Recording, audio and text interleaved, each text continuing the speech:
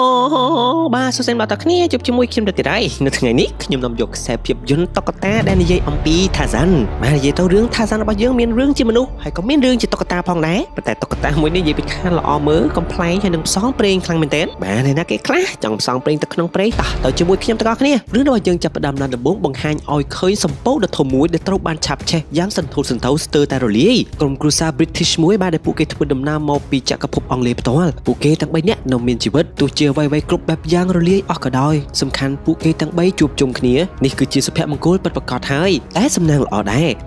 អដែរពេលនេះសម្ពោធដែលឆេះរបស់ពួកគេនេះគឺឆេះក្បែរទ្វីបអាហ្វ្រិកអញ្ចឹងហើយក្រុមគ្រួសារទាំង3នាក់ក៏សម្រេចចិត្តធ្វើដំណើរទៅរស់នៅក្នុងតំបន់ព្រៃនោះតែម្ដងក្នុងព្រៃទ្វីបអាហ្វ្រិកនេះផងដែរយើងក៏ប្រទះឃើញក្រុមគ្រួសារ Gorilla ដ៏មានសុភមង្គលមួយដែលពួកគេក៏មានកូនតូចរបស់ពួកគេដូចគ្នាបើនិយាយដល់ក្រុមគ្រួសាររបស់មនុស្សយើងឯវិញពេលនេះពួកគេបានធ្វើដំណើរឡើងមកដល់ឆ្នេរសមុទ្រសក្បុសនេះហើយបន្ទាប់មកពួកគេក៏សម្លឹងមើលរកទីតាំងណាដែលសុវត្ថិភាពដែលពួកគេអាចតាំងទីលំនៅនៅទីនេះបានពីព្រោះពួកគេមិនដឹងទេថានឹងមានសម្ពោធណាមួយអាចនឹងជិះឆ្លងកាត់ទីនេះជួយពួកគេដូច្នេះពួកគេទៅរកវិធីដើម្បីរស់សិនអ្វីដែលសំខាន់មកពីអ្នកឪពុកម្ដាយនេះផ្ទាល់ពួកគេហាក់ដូចជាមានសមត្ថភាពក្នុងការសាងសង់ផ្ទះបានយ៉ាងអស្ចារ្យដូច្នេះផ្ទះនៅលើដើមឈើរបស់ពួកគេក៏ត្រូវបានរៀបចំរួចរាល់ 100% ចំណែកឯក្រុមគ្រួសារ Gorilla នៅក្បែរនោះបាទក៏មានសុភមង្គលដូចគ្នាម្ដាយដែលមានឈ្មោះថា Kala ផ្ទាល់នោះគឺស្រឡាញ់កូនរបស់គាត់ខ្លាំងណាស់តែកំឡុងពេលដែលគាត់គេងលក់នោះ Clara ខិនមកក្បាលក៏នៅក្បែរនោះហើយក្មេងតូចរបស់យើងនឹងក៏បានហក់ចាប់សត្វមេអំបៅឬមួយក៏សត្វអីទេដែលបណ្ដាលឲ្យអាសត្វ Clara ខិននោះបានត្របាក់លេបស៊ីកូនរបស់ Kala យកទៅបាត់សំឡេងទ្រហោស្រែកយំរបស់កូន Gorilla នោះក៏បានធ្វើឲ្យ Kala រួមជាមួយនឹងខចាក់ដែលជាឪពុកបានព្យាយាមតាមស្វែងរកឥឡូវនេះពួកគេទាំងអស់គ្នាក៏សហការគ្នាដើម្បីស្វែងរកកូនរបស់ Kala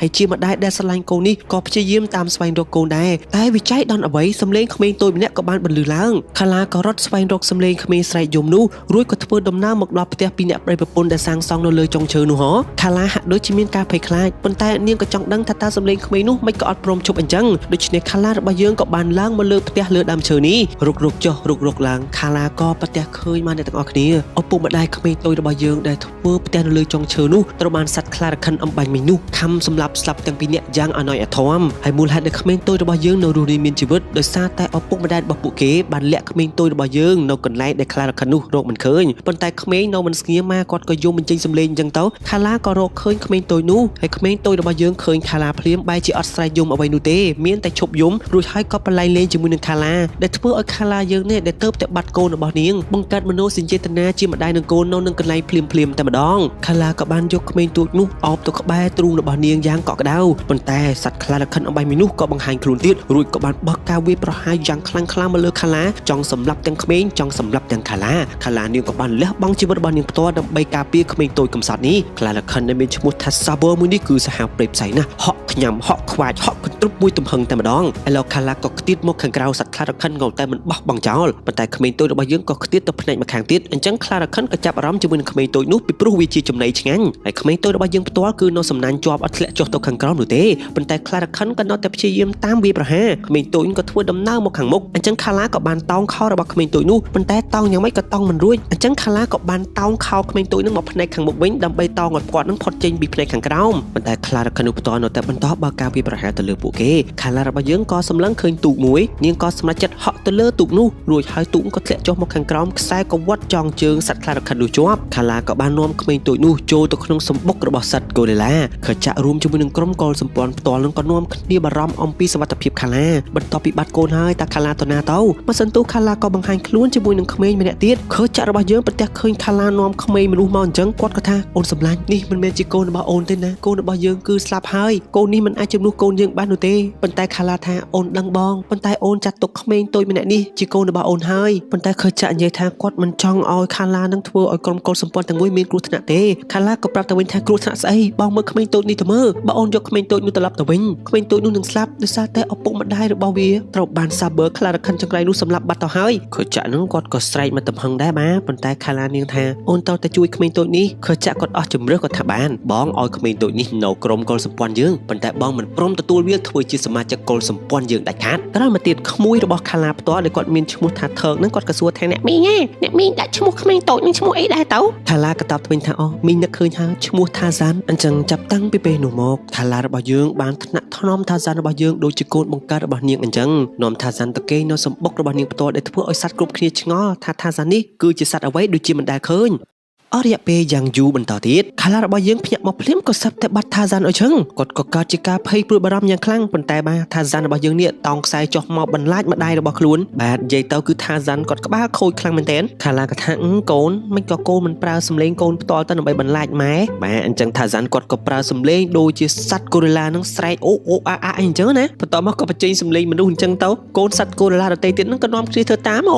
របៀបអញ្ចឹងណាតែក៏ជ្រុលទៅបុកជាមួយនឹងខឆាបាទស្ដេចកូរ៉េឡារបស់យើងផ្ទាល់ថាហ្សានគាត់ក៏ភ័យបន្ទាប់មកនេះថើរបស់យើងឥឡូវរៀងធំពេញវ័យប្រហែលគ្នាហើយធ្វើក៏ថាអូយល្អណាស់អត់មានបញ្ហាអីឯនេះនិយាយពីថានោះមិនស្ងៀមមិនស្ងាត់សោះតែម្ដងញ៉ៃញ៉ៃកបោកកវាក់អូយភ្លេចមើលលោកខើឆាក់នៅក្បែរនឹងមកកំណៅនឹងចេញពីនឹងមកធ្វើក៏ប្រាប់ថាណែថាហ្សានណាបើឯងចង់ឲ្យលោកខើឆាក់ស្រឡាញ់ឯងកំណៅក្បែរគាត់បន្ទាប់មកមិត្តភ័ក្តិរបស់ធ្វើក៏ថាមកធ្វើក៏ដល់ពេលយើងទៅលេងហើយថាហ្សានក៏ថាធ្វើខ្ញុំចង់ទៅជាមួយដែរធ្វើក៏ថាចង់មកក៏មកតែសំខាន់ឯងមកតាមតន់អត់បាទដឹងស្រាប់ហើយអំបូសត្វកូរ៉េឡានឹងរត់លឿនរត់អីអញ្ចឹងណាហើយថាហ្សានរបស់យើងក៏ជារត់តាមតន់ធ្វើក៏ថាគាត់មកតែឯងអីអញ្ចឹងណាប៉ុន្តែថាហ្សានគាត់មកតន់ដែរអញ្ចឹងមិត្តភ័ក្តិរបស់ធ្វើក៏ថាហីមិនក៏ឲ្យថាហ្សានមកអញ្ចឹងអត់ចង់ទេលេងតែគ្នាយើងបានហើយអញ្ចឹងធ្វើក៏ព្យាយាមនិយាយជាមួយនឹងថាហ្សានថាអូថាហ្សានណាខ្ញុំក៏ចង់ឲ្យឯងមកលេងជាមួយខ្ញុំដែរប៉ុន្តែគ្នាខ្ញុំដូចជាអត់ចង់ថាហ្សានក៏សួរអញ្ចឹងខ្ញុំធ្វើម៉េចដើម្បីឲ្យខ្ញុំលេងជាមួយអ្នកទាំងអស់គ្នាបានធ្វើគាត់ក៏ឆ្កឹះទាញសក់របស់គាត់មកសរសៃទៅឲ្យសំលេងដំរីក្បែរនោះក៏បន្លឺឡើងធ្វើគាត់គិតថា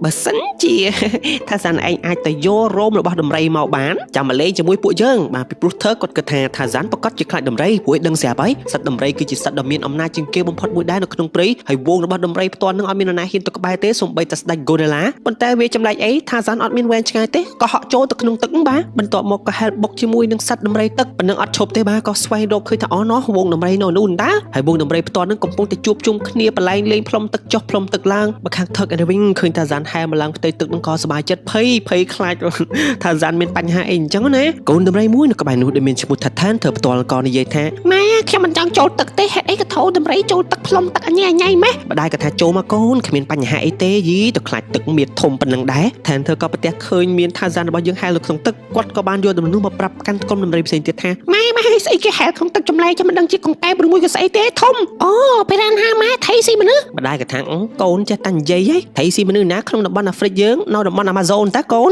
កុំនិយាយអត់ប្រយោជន៍មើលចាស់កំពុងតែនិយាយគ្នាផងបន្ទាប់មកថាហ្សានរបស់យើងក៏បានហក់តោងសក់របស់ដំរីមួយក្បាលតែមិនហក់តោងធម្មតាទេគឺហក់ខំអញ្ចឹងឲ្យដំរីឈ្មោលនឹងគាត់ក៏ស្រែកថាជួយផងមែនថៃស៊ីមនុស្សជួយផងអញ្ចឹងពួកគេក៏ផ្អើលកវីកវត្តពេញនោះធ្វើឲ្យថាហ្សានរបស់យើងខ្ទាតទៅខាងលើធ្លាក់ចុះមកក្នុងទឹកវិញហាមាត់ចេញធ្មេញធំពួកគេក៏ថានឹងហើយថៃស៊ីសាច់នាំគ្នារត់អញ្ចឹងវងដំរីទាំងអស់គឺផ្អើលរត់ចូលទៅក្នុងព្រៃហើយផ្លូវនឹងគឺជាផ្លូវធ្វើដំណើរទៅកាន់សម្បុករបស់សត្វកូរ៉េឡានិយាយពីថាបុកតិចបុកទីអស់ហើយបាទសម្បុករបស់កូរ៉េឡាទាំងប្រមាណនឹងហើយបេះនឹងជន់កូនសត្វកូរ៉េឡាមួយសំណាងល្អលោកខើឆាក់របស់យើងក៏ជួយទាន់លោកខើឆាក់ក៏ឆ្ងល់ថាមានរឿងអ្វីកើតឡើងបានជាសត្វដំរីរត់ផ្អើលចូលមកសម្បុករបស់ពួកគេអញ្ចឹងថើរបស់យើងគាត់ក៏ព្យាយាមជួយថាហ្សានដែលលងទឹកបាញ់មិញថែមធ្វើក៏ប្រាប់ថាណែកុំតប៉ះស្អីគេនឹងថៃស៊ីសាច់ប្រយ័ត្នវាខំងាប់ធ្វើក៏ថាថៃស៊ីសាច់ស្អីបងប្អូនខ្ញុំតាអូយមានបញ្ហាធំហើយភ្ញាក់ឡើងថាហ្សានបាទតែថាហ្សានអត់មានបញ្ហាអីទេហើយគាត់ក៏បង្ហាញថានេះខ្ញុំចាប់បានសក់របស់ដំរីមួយមកហើយថែមធ្វើក៏ថាអូយចង់បានសក់អីនេះខ្ញុំមានច្រើនក៏តុយខ្ញុំនេះចង់ដកបានក៏បានដែរអញ្ចឹងពួកគេទាំង3នាក់ក៏ខ្លាចជាមិត្តភក្តិល្អនឹងគ្នាទៅប៉ុន្តែពេលនោះខើឆាក់របស់យើងក៏មកដល់កន្លែងកើតហេតុហើយក៏ដឹងថាមូលហេតុនោះគឺជាថាហ្សានរបស់យើងគាត់ក៏បានស្ដីបន្ទោសទៅឲ្យថាហ្សានថាដោយសារតែភាពខុសគេរបស់ឯងភាពមិនដឹងខ្យល់របស់ឯងនេះឯងបេះនឹងធ្វើឲ្យសត្វកូរ៉េឡាដទៃស្លាប់ខាឡាក៏និយាយថាគ្នានៅក្មេងមកសម្លាញ់ខើឆាក់ក៏បញ្យល់ថាអូននៅតែរឿងទៀតវាមិនមែនជាអំបូររបស់យើងទេហើយវាក៏គ្មានថ្ងៃដូចជាពួកយើងដែរអូនមើលរូបរាងវាម្ដងទៀតមើលណាខាឡាភ្ញាក់ឡើងសម្ដីនេះក៏បានធ្វើឲ្យតាហ្សានរបស់យើងកាន់តែមានអារម្មណ៍អន់ចិត្តពិបាកចិត្តហើយរត់ចាក់ចេញពីទីនោះតាហ្សានក៏បានឆ្លោះទៅក្នុងទឹកហើយយំតែម្នាក់ឯងឆ្ងល់តែហេតុអ្វីបានជាខ្លួនរបស់គាត់មិនដូចជាអំបូរសត្វកូរ៉េឡាដទៃទៀតតាហ្សានក៏បានយកភក់មកលាបពេញខ្លួនដើម្បីធ្វើយ៉ាងណាក៏ដោយនឹងឲ្យមានទម្រង់ដូចជាសត្វកូរ៉េឡាអញ្ចឹងណាប៉ុន្តែខាឡាក៏មកដល់ខាឡាក៏ព្យាយាមបញ្យល់ទៅកាន់តាហ្សាននរណាគេថាកូនមិនដូចជាពួកយើងកូនមានភ្នែកពីរម៉ែមិនមានភ្នែកពីរអីកូនមានដៃពីរម៉ែក៏មានដៃពីរតាហ្សានគាត់ក៏រៀងជឿដែរបាទប៉ុន្តែពេលដែលដាក់ដៃលើម្ដាយរបស់ខ្លួនក៏ឃើញថាដៃរបស់គាត់នឹងអត់ដូចជាដៃម្ដាយទេបាទទំហំដៃម្ដាយនឹងវាធំពេកខាឡានៅតែព្យាយាមបញ្យល់ថាអ្វីដែលសំខាន់កូននេះបេះដូងរបស់កូនអារម្មណ៍របស់កូនតើកូនគិតថាកូនស័ក្តិសមជាអ្វីឲ្យតែកូនអាចគ្រប់គ្រងអារម្មណ៍របស់កូនបានគ្មាននរណាម្នាក់អាចយកឈ្នះកូនបានឡើយនៅពេលដែលកូនសម្រេចចិត្តធ្វើអ្វីមួយនោះតាហ្សានគាត់ក៏មានអារម្មណ៍សប្បាយចិត្តគាត់ក៏ថាហ្នឹងហើយ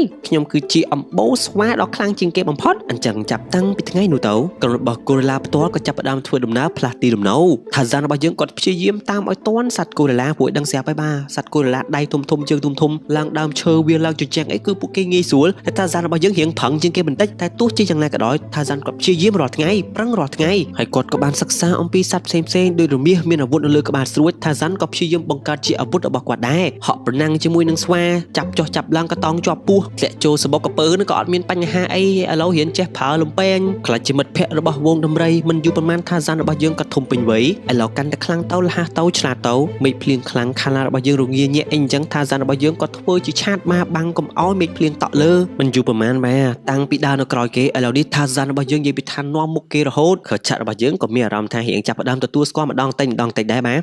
នៅថ្ងៃមួយថាសានរបស់យើងគាត់ក៏ព្យាយាមបញ្ញាក់ម្ដាយរបស់គាត់ទៅដែរប៉ុន្តែខាឡាអត់ភ្ញាក់ខាឡាគាត់ថាម៉ាក់ស្គាល់កូនច្បាស់ណាស់ហើយកូនទៅមកពីណាថាសានគាត់ថាបើម៉ាក់ស្គាល់ខ្ញុំមិនក៏សួរខ្ញុំមកពីណាបន្ទាប់មកធ្វើរបស់យើងក៏ហក់កន្ទ្រុបវាយគ្នាប្រឡែងលេងពេញនោះតឡាត់តាត់តងជាមួយនឹងថាសានហើយទៅប្រឡែងលេងជាមួយនឹងថែនធើដំរីយៈរបស់យើងទៀតបានមិត្តភក្តិ3នាក់នេះដល់កហើយប៉ុន្តែភ្លាមនោះថាសានគាត់ក៏មានអារម្មណ៍ចម្លែកឬក៏ប្រទះឃើញខ្លារខិនចង្រៃយកនឹងបើកការវាប្រហារដេញចង់ខំសម្រាប់ថាសានរបស់យើងថាសានក៏បានឡើងទៅលើដើមឈើសំឡាងល្អខើឆាក់របស់យើងក៏បានតោងមកខ្លារខិនមួយនឹងក៏វីកវ័នអញ្ចឹងទៅប៉ុន្តែខ្លារខិនក៏បើកការវាប្រហារបក់ទៅលើលោកខឆាវិញហើយខ្លារខិននឹងគឺខ្លាំងអ្នកទាំងអស់គ្នាសូម្បីតែលោកខឆាក៏រងរបួសជាទម្ងន់ខ្លារខិនក៏ចង់ហក់សម្រាប់លោកខឆារបស់យើងមកហើយដឹងស្រាប់ហើយវាជាធម្មជាតិរបស់សត្វកូរ៉េឡាបើសិនមេចេញការពីហើយកូនចៅអត់មានចេញជួយអីទេពីព្រោះពួកគេខ្លាចដែរអញ្ចឹងណាឥឡូវនេះបំរុងនឹងរសម្រាប់លោកខឆាថាសានរបស់យើងក៏បានហក់តាក់ខ្លារខិននោះមួយទំហឹងហើយក៏យកលំពេងរបស់ខ្លួនតទល់ជាមួយនឹងសត្វខ្លារខិននោះអញ្ចឹងល្បិចរបស់ថាសានផ្ទាល់គឺគាត់ធ្វើដំណើរឡើងទៅលើដើមឈើរត់អញ្ចឹងទៅណាខ្លារខិននឹងក៏បានដេញតាមពីក្រោយមួយទំហឹង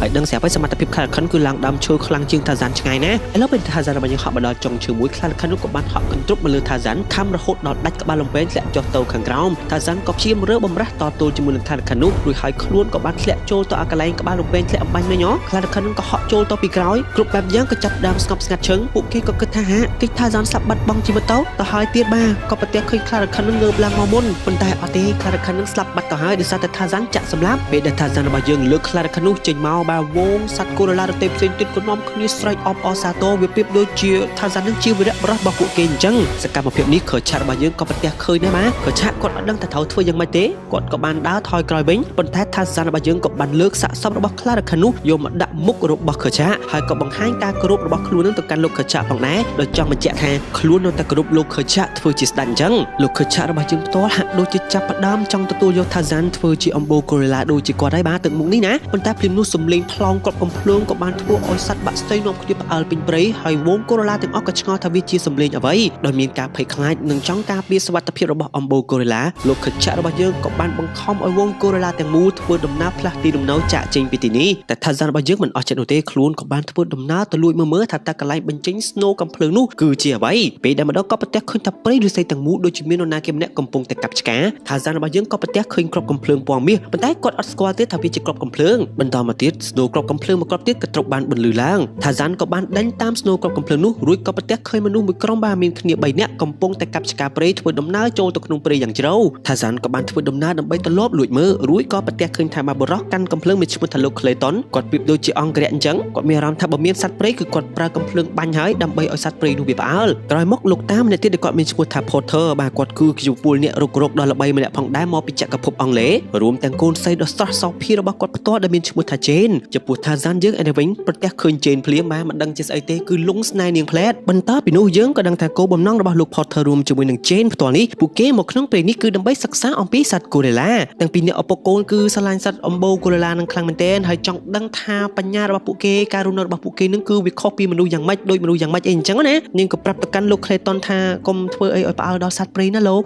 កមួយបានហើយអាណិតគ្នាឮសូរសំឡេងខ្លាំងអញ្ចឹងប្រកាសជាផ្អើលក្រោយមកថាសានរបស់យើងក៏ព្យាយាមលួចស្ដាប់ពួកគេចិត្តនឹងអញ្ចឹងណាប៉ុន្តែលោក Clayton គាត់ងាកទៅអត់ឃើញងាកមកអត់ឃើញមិនដឹងអ្ហ្មិចគាត់ក៏បាញ់កំភ្លើងគ្រាប់ចោលអញ្ចឹងដើម្បីបំផ្អើលរួចហើយពួកគេក៏ធ្វើដំណើរទៅមុខទៀតប៉ុន្តែជេនរបស់យើងក៏ប្រទះឃើញស្វាព្រៃមួយក្បាលអញ្ចឹងហើយនាងក៏បានឆ្លៀតគេហៅថាឆ្លៀតគូឆ្លៀតស្កាច់អីអញ្ចឹងណាពេលដែលគូរួចស្វានឹងក៏បានដណ្ដើមយកសិភៅរបស់ជេនទៅទាំងមូលតែម្ដងបន្ទាប់មកក៏ដណ្ដើមសិភៅនឹងអញ្ចឹងទៅក៏ប្រទះឃើញរូបរបស់ខ្លួនស្វានឹងក៏ស្រឡាញ់រូបនឹងតែជេនរបស់យើងក៏ដណ្ដើមរូបគំនូររបស់នាងមកវិញអញ្ចឹងហើយស្វាតូចនឹងក៏បានប្រាប់ទៅកាន់អំបូរស្វាបែមប៊ូមកគ្នាស្ ស្គាល់ហើយស្វាបែមប៊ូក៏កាចដែរអញ្ចឹងស្វាបែមប៊ូនោះក៏បានបើកកាតដេញវាប្រហារទៅលើជេនរបស់យើងតែម្ដងមកជេននាងក៏រត់បាត់ទំហឹងរត់ចុះរត់ឡើងរត់ដល់ភ្លុកខាងមុខគឺជ្រោះនាងមិនដឹងធ្វើម៉េចមានតែហក់ប៉ុន្តែសំណាងល្អថាហ្សានរបស់យើងនឹងក៏ហក់ជួយទាន់ងាកមើលទៅខាងលើប្រទះឃើញថាហ្សានជេនរបស់យើងស្រែកទៀតអស់យ៉ាងម៉េចរត់ចេញពីពួកស្វាបែមប៊ូឥឡូវមកជួបជាមួយមនុស្សព្រៃទីមនុស្សព្រៃនឹងស៊ីខ្ញុំបាត់ទៅតែឡូវសុំអត់ខ្វល់សិនបើខ្វល់យ៉ាងណារត់ចេញពីពួកបែមប៊ូនឹងឲ្យរួចឡើងមកលើមែកឈើយ៉ាងធំក្រុមបែមប៊ូនោះនៅតែអត់បោះបង់ចោលមកនៅតែបន្តដេញវាប្រហារទៀតជិះទៅខាងមុខស្វាបែមប៊ូនឹងស្ទាក់មុខជេនរបស់យើងនេះក៏ប្រើឆាត់របស់នាងនឹងបុកស្វាបែមប៊ូទាំងអស់នោះឲ្យធ្លាក់ចុះពីលើដើមឈើ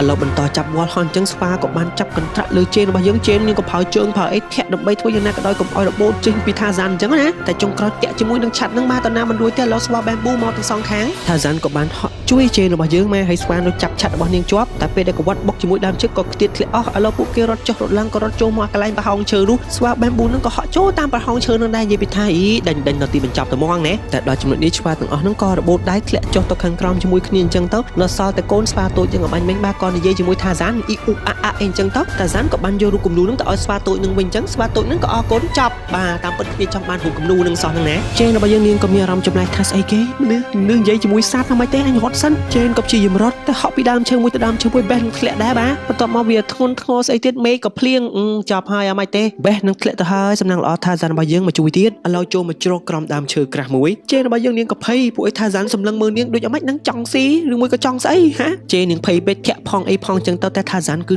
គាត់លក្ខណៈឃើញមនុស្សដូចគាត់អញ្ចឹងណាគាត់ក៏បានថាទៅដោះស្រោមដៃរបស់ជេនចេញហើយក៏ដាក់ដៃលើនាងអញ្ចឹងទៅគាត់ក៏មានអារម្មណ៍ថាដូចគ្នាអញ្ចឹងគាត់ក៏សប្បាយចិត្តចំណែកឯជេនរបស់យើងបន្តបានសម្លឹងមើលកែវភ្នែករបស់ថាហ្សានភ្លាមនាងក៏មានអារម្មណ៍ចម្លែកដែរឥឡូវថាហ្សានក៏បានស្ដាប់បេះដូងរបស់ជេនរួចហើយក៏បានយកក្បាលរបស់ជេនដាក់លើបេះដូងរបស់គាត់ដែរបន្ទាប់មកជេនក៏ថាit's very nice តែខ្ញុំត្រូវទៅវិញហើយថាហ្សានរបស់យើងគាត់ក៏និយាយពី it's very nice ដែរបាទចានិយាយភាសាមនុស្សលឿនម៉េចជេនគាត់ក៏បានសួរឈ្មោះរបស់ថាហ្សានតែម្ដងថាហ្សានឈ្មោះអីចង្អុលប្រាប់អញ្ចឹងណាដល់ហើយថាហ្សានក៏ប្រាប់ថាថាហ្សានដល់ហើយជេនក៏ប្រាប់វិញដែរថានាងនិយាយថា it's Jane ថាហ្សានក៏ថាឈ្មោះគេ it's Jane ជេនក៏ប្រាប់ថា only Jane បន្តមកទៀត Snow កំភ្លើងក៏បានបន្លឺឡើងជេនក៏ថាប្រហែលជាឪពុករបស់នាងបារម្ភពីនាងហើយអញ្ចឹងនាងក៏បានពឹងឲ្យថាហ្សានរបស់យើងនឹងជួនាងទៅកាន់កន្លែងបោះតង់របស់នាងបានឬអត់ថាហ្សានគាត់ក៏យល់ព្រមអញ្ចឹងគាត់ក៏បានចាប់វល់ហោះទៅចុះហោះទៅឡើងអញ្ចឹងថាអូសប្បាយមកទំហឹងដែរតែក្រុមរបស់លោកខឆាយើងវិញមកឥឡូវនេះពួកគេធ្វើដំណើរក៏មកដល់កន្លែងបោះតង់របស់ជេនគាត់តែមកដល់ក៏ប្រទះឃើញរបស់ចម្លែកគ្រប់គ្នាក៏ខ្លាចលើកលែងតែថើរបស់យើងអត់ខ្លាចទេបាទគាត់ក៏បានទៅមើលរបស់ចម្លែកដែលមនុស្សប្រើនឹងអញ្ចឹងទៅហើយពួកគេក៏ទម្លាក់បែកវាឈុងឆាំងទុងតាំងអញ្ចឹងវាចេញជាភ្លេងដូច្នេះគ្រប់គ្នាក៏សហការគ្នាបង្កើតសម្លេងនេះសម្លេងនោះអញ្ចឹងទៅវាទៅបានជាបទភ្លេងមួយបទអូមកទំហឹងតែនេះបទភ្លេងបំផ្លាញបាននិយាយពីថាគ្រឿងបោះតង់ទាំងប្រមាណរលីរលត់អស់លេងសម្លេងដ៏រង្គើងនោះក៏បានធ្វើឲ្យលោក Clayton រួមជាមួយនឹងលោក Potter នឹងមកបង្ខំចិត្តធ្វើដំណើរត្រឡប់មកកន្លែងបោះតង់របស់គាត់វិញក្រោយមកថាហ្សារបស់យើងរួមជាមួយនឹងជេនផ្ទាល់នឹងក៏បានមកដល់កន្លែងកាត់ហេតុនោះអូជេនរបស់យើងគ្រាន់តែប្រទះឃើញកូឡានាងក៏សប្បាយចិត្តថាហ្សារបស់យើងក៏បានណែនាំថឹកនឹងឲ្យទៅកាន់ជេនអញ្ចឹងណាជេនឃើញថឹកអញ្ចឹងនាងចង់រកដៃដាក់អែលទៅហើយប៉ុន្តែក៏ប្រទះឃើញខឆាក់នៅខាងក្រោយខឆាក់ក៏បញ្ចេញសំឡេងកញ្ចេញខ្យល់គួរឲ្យខ្លាចរួចហើយគាត់ក៏បានស្រែកបញ្ជាឲ្យគ្នារបស់គាត់ធ្វើដំណើរចាក់ចេញពីទីនោះខាឡារបស់យើងដែលជាម្ដាយក៏បាននាំកូនប្រុសរបស់គាត់ដែលជាថាហ្សាចាក់ចេញពីទីនោះដែរជេនរបស់យើងវិញមកនាងចង់ខាត់នាងចង់តាមធ្វើម៉េចក៏អត់បានដែរលោក Clayton រួមជាមួយលោក Potter ក៏បានមកដល់កន្លែងកើតហេតុគាត់សួរជេនមានបញ្ហាអីជេនក៏បានរាយរាប់រឿងនឹងនាងជួបប្រទះស្វាដេញអីអញ្ចឹងរងគ្រោះថ្នាក់ឆ្លងកាត់នេះឆ្លងកាត់នោះប៉ុន្តែសំណាងល្អបានបរោះស្ហាបរោះព្រៃបាននាំកូនហោះហើរវ៉ាវពិតជាអស្ចារ្យមែនឪពុកក៏មានអារម្មណ៍អន់និយាយស្ដាប់មកគួរឲ្យខ្លាចតែមិនក៏កូនស្រីខ្ញុំវាទៅជាអញ្ចឹងប៉ុន្តែ Clayton បែរជាចម្លែកគាត់ក៏ភ្ញាក់ផ្អើលពេលដែលជេននិយាយថាអូនិយាយថាវងសត្វកូឡាច្រើនអញ្ចឹងគាត់ក៏សួរនៅឯណាតើវងសត្វកូឡានៅឯណាប៉ុន្តែជេនរបស់យើងផ្ទាល់បាននាងបែរជាលងស្នេហ៍ទៅកាន់ថាហ្សារបស់យើងហើយបានសម័យឃើញគេអញ្ចឹងណាតែនិយាយដល់លោកខឆារបស់យើងដែលជាស្ដេចរបស់កូឡាឯនេះវិញគាត់បានហាមដាច់ខាតហាមមិនអោយថាហ្សារបស់យើងពាក់ព័ន្ធជាមួយនឹងអំបូរមនុស្សហាមដាច់ខាតមិនអោយថាហ្សារបស់យើងប្រាប់ទីតាំងរបស់ពួកគេពីព្រោះវាគ្រោះថ្នាក់តែថាហ្សាគិតថាវាគ្មានបញ្ហាអ្វីឡើយដោយសារតែខ្លួនទុកចិត្តទៅលើជេនថាហ្សាក៏បានសួរទៅកាន់លោកខឆាហើយអ្វីក៏លោកខឆាខ្លាចម្លេះពេលដែលនរណាខុសពីពួកគេតែលោកខឆានៅតែនិយាយដដែលថាបើនរណាម្នាក់ប្រាប់ទីតាំងរបស់ពួកយើងម្នាក់នោះគឺជាជនក្បត់យើងជាស្ដេចយើងជាអ្នកកំណត់យើងធ្វើគ្រប់បែបយ៉ាងដើម្បីសុវត្ថិភាពគ្នារបស់យើងខាឡាក៏បានខាត់ថាហ្សារបស់យើងមិនអោយឆ្លោះប្រកែកគ្នាជាមួយនឹងខឆាតែខាហ្សារបស់យើងអីវិញបាគឺគាត់និយាយទៅគឺគាត់ចង់ជួបជេនគាត់ចង់នៅក្បែរជេនដោយសារវាជាអារម្មណ៍ដំបូងដែលគាត់ធ្លាប់ជួបប្រទះអញ្ចឹងណាតែគាត់ថាឥឡូវគាត់អត់ទាន់យល់ហើយបាននិយាយអំពីជេនរបស់យើងផ្ទាល់វិញនាងក៏បានគូរូបគំនូររបស់ថាហ្សាបញ្យល់ប្រាប់ទៅកាន់ឪពុកនាងប្រាប់ពីរបៀបដែលថាហ្សានឹងបង្ហាញសកម្មភាពបញ្ចេញសម្លេងមើលទៅដូចជាកូរ៉េឡាអញ្ចឹងតែអ្វីដែលធ្វើឲ្យនាងចាប់អារម្មណ៍បំផុតនោះគឺខ្សែភ្នែកដ៏រ៉ូមែនទិករបស់ថាហ្សានិយាយទៅគូរូបគេក៏លងស្នេហ៍គេអញ្ចឹង ងទៅលោក Porter ក៏ថាកូនខ្ញុំមកមិនទេលងស្នេហ៍ជាមួយនឹងបរោះស្វានឹងតែដឹងណាតែ Clayton របស់យើងបែរជានិយាយថានេះគ្រាន់តែជាការសម័យផ្ដេសផ្ដាស់របស់មនុស្សស្រីតែប៉ុណ្ណោះចង់បានមនុស្សប្រុសសង្ហាអីណាចឹងណានាងក៏ប្រកែកថាអត់សម័យទេវាជាការពិតបន្ទាប់មក Tarzan ក៏បង្ហាញខ្លួនអប៉ែ Clayton ក៏ថាអូមែនស្អីគេចេះការពារខ្លួនយើងប្រយ័ត្នណាមនុស្សភ័យ Tarzan ក៏ថា Clayton កាន់កំភ្លើងអីអញ្ចឹងណាលោក Porter គាត់ភ្ញាក់ផ្អើលគាត់ថាវ៉ាវមនុស្សព្រៃ Tarzan របស់យើងគាត់ក៏បានធ្វើសកម្មភាពឈរដូចជាអប៉ែ Clayton កាន់កំភ្លើងគ្រប់គ្នាក៏សើចសប្បាយអីអញ្ចឹងទៅប៉ុន្តែ Clayton យើងផ្ទាល់ក៏ថាអូលោក Porter មនុស្សព្រៃម្នាក់នេះនឹងជាសោសម្ងាត់សម្រាប់ឲ្យពួកយើងស្វែងរកក្រុមរបស់ Gorilla ណា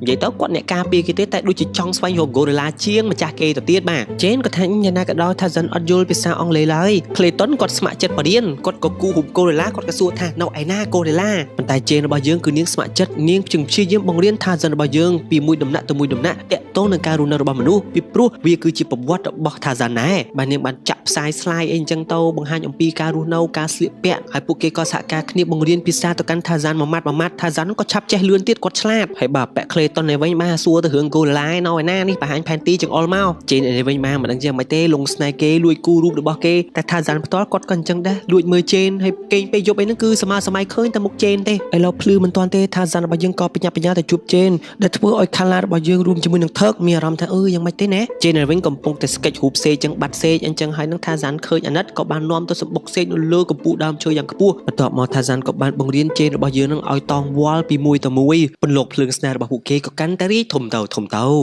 នៅថ្ងៃបន្តទៀតលោក Clayton របស់យើងក៏បានប្រាប់ទៅកាន់លោក Porter ថាកប៉ាល់ជើងចុងក្រោយនឹងធ្វើដំណើរឆ្លងកាត់ទីនេះបើសិនជាពួកគេទៅយឺតនោះពួកគេនឹងគ្មានកប៉ាល់ណាមកទទួលពួកគេត្រឡប់ទៅវិញឡើយតែ Porter រួមជាមួយនឹង Jane ថាពួកគេមិនទាន់ស្វែងរកសត្វ Gorilla ឃើញនោះទេអញ្ចឹងលោក Clayton ក៏បានបង្ខំថាអញ្ចឹងសួរ Tarzan ទៅនៅវែងឆ្ងាយស្អីទៀតសួរចំទៅបងទៅឥឡូវដោយសារតែពេលក៏ថុញញុចខ្លាំងពេក Jane របស់យើងក៏ស្នើសួរ Tarzan ថា Tarzan តើបងអាចនាំពួកយើងទៅរកសម្បុក Gorilla បានឬមួយក៏អត់ Tarzan គាត់ក៏បដិសេធដោយសារថាបើសិនជាគាត់ធ្វើគាត់នឹងក្បត់ក្រុមរបស់គាត់ហើយវាក៏ជាអ្វីដែលលោកខឆាបានហាមឃាត់ផងដែរអញ្ចឹងគាត់មិនអាចប្រាប់បាននោះទេឥឡូវនៅសល់ពេលសេសសល់បន្តិចបន្តួច Tarzan ក៏បានចុចមើលរូបភាពចុចមើលឃ្លីបអីចឹងទៅក៏ប្រទះឃើញថាពេលមនុស្សប្រុសស្រឡាញ់មនុស្សស្រីគឺគេត្រូវបកគោលផ្កាឲ្យអញ្ចឹង Tarzan របស់យើងគាត់ក៏បានយកផ្កាមកបាច់ធំធ្វើដំណើរចេញពីសម្បុករួចហើយក៏ហោះមកដល់កន្លែងបោះតង់របស់ Jane ផ្ទាល់ប៉ុន្តែពេលដែលមកដល់ផ្កាក៏របូតព្រោះពេលនេះ Jane របស់យើងកំពុងតែរៀបចំអីវ៉ៃអីវ៉ាន់របស់នាងចាក់ចេញពីលើទឹកដីមួយនេះហើយ Tarzan របស់យើងគាត់ក៏និយាយសួរនាំថាមានរឿងអ្វី Jane ក៏បញ្យល់ថានាងទៅធ្វើដំណើរទៅទីក្រុងឡុងវិញហើយដែលវាជាផ្ទះកំណើតរបស់នាង Tarzan ក៏ថានឹងហើយធ្វើដំណើរហើយត្រឡប់មកវិញប៉ុន្តែ Jane ក៏បញ្យល់ថាអត់ទេ Tarzan ខ្ញុំទៅហើយខ្ញុំអត់ត្រឡប់មកវិញនោះទេ Jane របស់យើងក៏បានបបួលឲ្យ Tarzan ទ្រនៅជាមួយនាងដែរពីព្រោះ Tarzan ជាមនុស្សទៅតែរស់នៅជាមួយមនុស្សអីអញ្ចឹងណា Tarzan ក៏បានបកគោលផ្កាឲ្យទៅកាន់ Jane ស្នើសុំឲ្យនាងនៅទីនេះប៉ុន្តែ Jane អត់បានខ្វល់នោះទេដោយសារតែនាងរញ៉េរញ៉ៃនឹងអីវ៉ៃអីវ៉ាន់របស់នាងពេកបន្ទាប់មក Clayton គាត់ក៏បានប្រាប់ទៅកាន់ Tarzan ថាបើចង់ឲ្យ Jane ស្នាក់នៅទីនេះលុះត្រាតែឯងនឹងនាំ Jane រួមជាមួយលោក Porter នឹងឲ្យដឹងទីតាំងរបស់ Gorilla ព្រោះពួកគេមានគោលបំណងមករក Gorilla Tarzan គាត់ក៏សួរទៅកាន់លោក Clayton ថា Jane ឃើញ Gorilla Jane នឹងនៅទីនេះ Clayton ក៏ថានឹងហើយអញ្ចឹងមក Tarzan ក៏និយាយថាបានខ្ញុំនឹងនាំ Jane ទៅឲ្យស្គាល់សម្បុករបស់ Gorilla ប៉ុន្តែដើម្បីអាចធ្វើរឿងនោះបាន Tarzan របស់យើងគាត់ក៏បានទៅពឹងមិត្តភ័ក្តិរបស់គាត់ដែលជា Turk រួមជាមួយនឹង Panther ធ្វើយ៉ាងណាក៏ដោយនឹងបញ្ឆោតឲ្យលោកខើឆាក់របស់យើងនឹងចាក់ចេញពីសម្បុកអីអញ្ចឹងណាដើម្បីឲ្យ Tarzan របស់យើងនាំពួកគេទៅឃើញក្រុម Gorilla បានប៉ុន្តែ Turk រួមជាមួយនឹង Panther ពួកគេមិនអាចទទួលយកបាននោះទេពួកគេក៏អត់អាចធ្វើរឿងដែល Tarzan របស់យើងស្នើសុំបានដែរបាទយើងមិនដឹងថាស្នើសុំធ្វើអីទេប៉ុន្តែមកហេតុតែនៅជាមួយគ្នាតាំងពីក្មេងចុងក្រោយ Panther របស់យើងរួមជាមួយនឹង Turk ក៏យល់ព្រមអញ្ចឹងវិធីរបស់ពួកគេគឺតបតែងខ្លួនធ្វើជាមនុស្ស Turk ក៏ថាមិនក៏ឲ្យខ្ញុំធ្វើជា Jane អញ្ចឹង Panther គាត់ក៏ធ្វើជាឪពុកបាទគាត់ប្រើប្រម៉ោយធ្វើជាឪពុកអញ្ចឹងណាក្រោយមកទៀត Kerchak របស់យើងក៏ចាប់អារម្មណ៍អញ្ចឹងបាទគាត់ក៏ត្រូវតែដេញពួកគេចេញពីសម្បុកអីអញ្ចឹងណា Turk រួមជាមួយនឹង Panther ក៏ជាមរត់ពងវៀងដែរហើយក្នុងឱកាសនោះ Tarzan របស់យើងក៏បាននាំ Jane រួមជាមួយនឹងលោក Porter ហើយ Clayton ធ្វើដំណើរមកកាន់សម្បុករបស់ Gorilla ម្ដាយរបស់ Tarzan ប្រទះឃើញ Tarzan នាំមនុស្សមកអញ្ចឹងគាត់ពិបាកនិយាយដែរបាទប៉ុន្តែ Jane របស់យើងនាងក៏បង្ហាញអារម្មណ៍ថានាងពិតជាស្រឡាញ់អំបូរសត្វ Gorilla ខ្លាំងណាស់តែ Kala របស់យើងក៏ថយចេញពីទីនោះអប៉ែ Clayton ក៏ថាពួកវារត់ហើយ Jane ក៏ថាណែកុំបង្អើលសត្វ Gorilla នៅឲ្យស្ងៀមពេលពួកគេធ្វើដំណើរចូលទៅផ្ទះខាត់ក្នុងទៀតក៏ប្រទះឃើញនេះឯងគឺជាសម្បុករបស់ Gorilla Jane របស់យើងនាងមិននឹកស្មានទេថាការរស់នៅរបស់អំបូរសត្វ Gorilla គឺវាអស្ចារ្យដល់ថ្នាក់នេះ Jane របស់យើងនាងក៏បានប្រឡែងលេងជាមួយនឹងកូនសត្វ Gorilla ដទៃផ្សេងទៀតចំណែក ចំណែកឯឪពុករបស់នាងផ្ទាល់ក៏ត្រូវបានសត្វកូរ៉ូឡាតោងដៃតោងជើងមើលឆ្ងល់ថាជាស្អីដែរអញ្ចឹងណាចំណែកឯប៉ែក Clayton គាត់ក៏អបអរសាទរទៅកាន់ Jane រួមជាមួយនឹងលោក Potter តែជាក់ស្ដែងគាត់កំពុងតែគូផែនទីផ្លូវដើម្បីចូលមកកាន់សម្បុកនេះបាទហើយវាមានអាផ្លូវទឹកចូលមកក្បែរនឹងទៀតគាត់ចង់ធ្វើអីចេះ Jane របស់យើងនាងក៏បានសួរទៅកាន់ Tarzan បងរៀនភាសារបស់កូរ៉ូឡាតែងទួយប្រាប់នាងអីអញ្ចឹងណា Tarzan គាត់ក៏ប្រាប់អ៊ូអ៊ីអាអអអ៊ូអ៊ូអ៊ីអញ្ចឹងទៅ Jane នាងក៏ធ្វើតាមបន្ទាប់មកនាងក៏សួរថាពាក្យនេះមានន័យថាយ៉ាងម៉េច Tarzan ក៏បញ្យល់ថាភាសាអំបញ្ញមិញគឺចង់និយាយថា Jane នៅជាមួយនឹង Tarzan រហូតឬសូពាក្យនេះ Jane របស់យើងនាងក៏ដូរទឹកមុខពីព្រោះនាងមិនអាចទៅបាននោះទេនឹងមានឪពុករបស់នាងដែលនាងត្រូវមើលថែនាងមានជីវិតរបស់នាងដែលនាងត្រូវរស់នៅទីក្រុងឡុងក្រោយមកធ្វើរួមជាមួយនឹង Tenter រត់ចុះរត់ឡើងក៏រត់មកដល់សម្បុកវិញលោក Kerchak ក៏មកទាន់មកឃើញហេតុការណ៍នេះគាត់ក៏បានស្រែកយ៉ាងកំរោលអាប៉ែក Clayton ក៏ចង់យកកំភ្លើងបាញ់ប៉ុន្តែលោក Kerchak របស់យើងក៏បានវាយប្រហារទាន់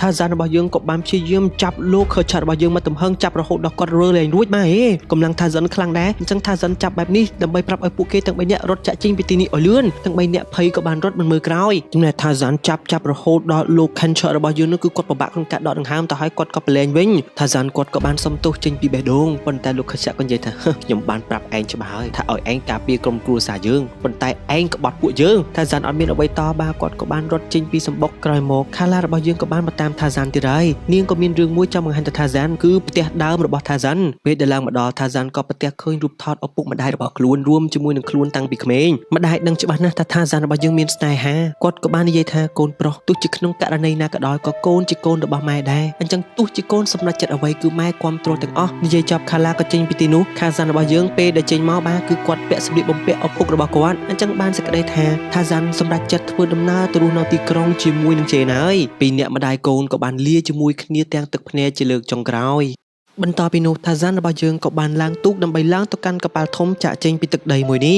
Tenter រួមជាមួយនឹងThorក៏បានមកលា Tarzan ជាលើកចុងក្រោយប៉ុន្តែមកមិនទាន់ពួកគេទាំងពីរនាក់ក៏មានអារម្មណ៍ជាការស្រងេះស្រងោចជាខ្លាំង Jane និង Devin ក៏សប្បាយចិត្តគាត់គិតថាប្រហែលជាពេលដែលពួកគេទៅទីក្រុងឡុងគ្រប់គ្នាប្រកាសជាភ្ញាក់ផ្អើលពេលដែលបានជួបជាមួយនឹង Tarzan មិនថាអ្នកសារព័ត៌មានអ្នកស្រាវជ្រាវឬមួយក៏ម្ចាស់ស្ត្រីទេប្រកាសជាចង់ជួបជាមួយនឹង Tarzan ខ្លាំងហើយតែ Tarzan និយាយតាមម៉ាត់ខ្ញុំនៅជាមួយ Jane Jane នាងក៏អៀនតោះមកពួកគេក៏ធ្វើដំណើរឡើងទៅលើកប៉ាល់យ៉ាងធំនោះទៅ Tarzan ក៏ងាកទៅកាន់ទឹកដីរបស់គាត់ជាលើកចុងក្រោយរួចក៏ឡើងមកលើកប៉ាល់ក៏ប្រទះឃើញថាអញ Captain រួមមួយអ្នកធ្វើការផ្សេងៗត្រូវបានគេចាប់ចងខ្សែ Potter រួមជាមួយនឹង Jane ក៏ត្រូវបានគេចាប់ចងបិទមាត់ចិត្តបន្ទាប់មកក្រុមដទៃផ្សេងទៀតក៏បាននាំគ្នាដាក់ទ្រង់ចាប់ខ្លួនរបស់ Tarzan រួចហើយយើងក៏ដឹងថាវាជាស្នាដៃរបស់ប៉ែក Clayton អញ្ចឹងប៉ែក Clayton គឺជាចោរចាប់សត្វព្រៃដើម្បីយកទៅលក់ឥឡូវនេះគាត់កំពុងតែតាមស្វែងរកសម្បុកកូរ៉ូឡាដើម្បីលក់ដែរអញ្ចឹងវាបានថ្លៃខ្លាំងថ្លៃខ្ពស់កប់ពពកឥឡូវបន្ទាប់ពីដឹងទីតាំងរបស់កូរ៉ូឡារួចពួកគេក៏សម្រេចចិត្តចាប់ខ្លួនរបស់គ្នា Jane ទាំងប្រមាណរួមជាមួយនឹង Tarzan ផងដែរ Tarzan គឺគាត់ខឹងចិត្តណាស់ហើយអ្វីក៏គាត់ទុកចិត្តប៉ែក Clayton អញ្ចឹងហើយគាត់ក៏ស្រែកមួយទំហឹងសំឡេងនោះក៏បានធ្វើឲ្យ Tenter របស់យើងដែលជាដំរីលឺ Tenter ក៏ថាសំឡេងនេះដូច Tarzan មានបញ្ហាអីThorក៏ថាអូកុំតែខ្វល់ Tenter ក៏និយាយថាអត់មានអត់ខ្វល់ទេមកសំឡេងនេះយើងត្រូវតែជួយ Tarzan អត់មានមកធ្វើចរិតអញ្ចឹងទេអញ្ចឹងពួកគេក៏បានហក់ចូលទៅក្នុងទឹកប្រទះឃើញទូករបស់ Clayton ពួកគេក៏បានហែលចូលទៅក្នុងទឹកយ៉ាងជ្រៅដើម្បីគេចបន្ទាប់មកក៏បានមកដល់ក្បែរកប៉ាល់ដ៏ធំនេះបានមើលពួកគេឡើងនៅពិធីណាណោះ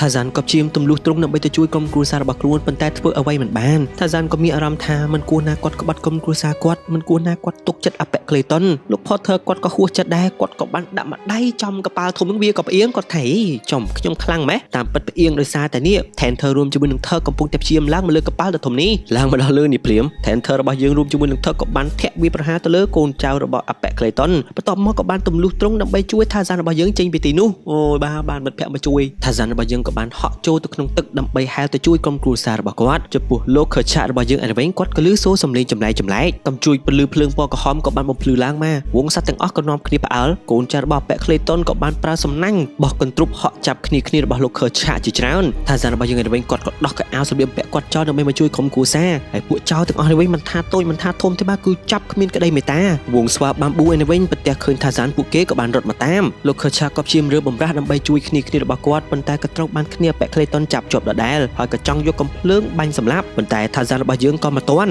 Tarzan ក៏ធាក់ប៉ែក Clayton នឹងមួយជើងចំណែកឯវងសត្វដំរីផ្សេងទៀតក៏រត់ចូលមកតំបន់នោះអញ្ចឹងហើយក៏ធ្វើឲ្យគ្នារបស់ប៉ែក Clayton នឹងនាំគ្នាផ្អើលរត់មកខ្លាចដំរីជាន់ងាប់សត្វកូរ៉ូឡាជាបន្តក៏ត្រូវបានដោះលែង Tarzan ក៏បានមកជួយលោក